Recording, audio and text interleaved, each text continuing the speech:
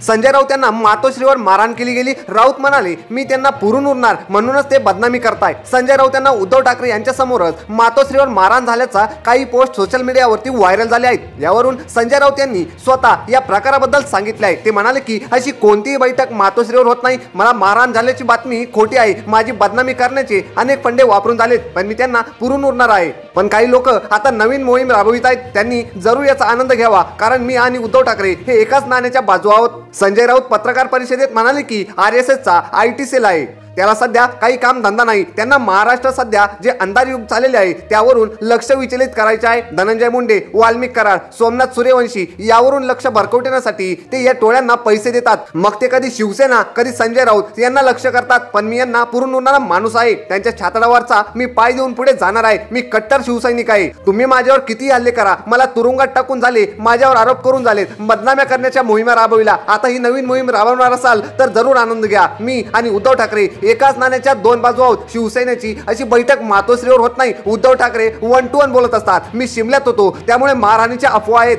मुंबईतील अनेक पदाधिकारी शिंदे गटात प्रवेश करणार असल्याचा प्रश्नावर ते म्हणाले की शिंदे कोणत्या वाटेवर आहेत ते आधी पहा। स्वतः एकनाथ शिंदे आणि त्यांचे लोक अस्थिर अस्वस्थ आहेत, अशा अस्वस्थ आणि अस्थिर पक्षाकडे खरे शिवसैनिक जातील का?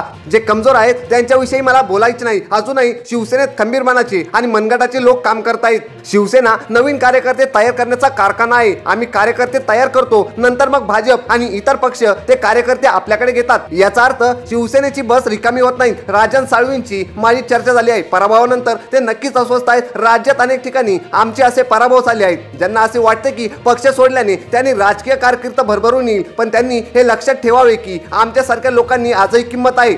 एखादा पराभव वाटेला आला तर तो पचवायची हिंमत कोणामध्ये नसेल तर त्याने स्वतःला बाळासाहेब ठाकरेंचा शिवसैनिक मानू नये। बाळासाहेब ठाकरेंनी असे अनेक पराभव पाहिले आहेत। 4 वेळा आमदार खासदार राहिलेल्या लोकांनी एका पराभवाने निराश होऊ नये। राजन साळवी यांची निराशा स्थानिक पातळीवर आहे। दोन्ही पवार आणि दोन्ही ठाकरे यांनी एकत्र यायला पाहिजे, असे फंडे खूप आहेत। मुळात अजित पवार असतील किंवा शिंदे असतील ते भाजपच्या महाराष्ट्र आणि देश तोडण्याच्या प्रवृत्तीच्या बाजूने आहेत, त्यामुळे आमच्या त्यांना विरोध आहे। अजित पवार आमच्या सोबत होते, आम्ही त्यांना फडणवीसांकडे जायला सांगितले नव्हते, ते कारवाया आणि अटकेला घाबरून तिकडे गेले। यावर त्यांच्या मातोश्रींकडे काही तोडगा असेल तर त्यांनी सांगावा। ज्यावेळी फडणवीसांचे मोदींचे राज्य येईल तेव्हा अजितदादांना वाटणारी भीती संपेल। पंतप्रधान मोदी यांच्या नेतृत्वातील सरकार 2026 पर्यंत राहील याची खात्री देता येणार नाही, हे मी वारंवार सांगत आलो आहे। मोदी ज्या क्षणी आपली टर्म करणार नाही त्यावेळी महाराष्ट्रासह अनेक ठिकाणी उलथापालथ होणार आहे, असे संजय राऊत म्हणाले। तर याबद्दल तुमचं मत आम्हाला कमेंट करून नक्की सांगा आणि असेच माहितीपूर्ण व्हिडिओ बघण्यासाठी आपल्या मराठी पॉलिटिक्स चॅनलला